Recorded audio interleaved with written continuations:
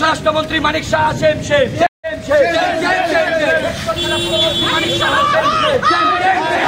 স্বরাষ্ট্রমন্ত্রী মানিক শাহ পুলিশ দিয়ে কংগ্রেসকে রুখা যায় না, যাবে না। পুলিশ দিয়ে কংগ্রেসের আন্দোলন রুখা যায় না, যাবে না। পুলিশ দিয়ে কংগ্রেসকে রুখা যায় না, যাবে না।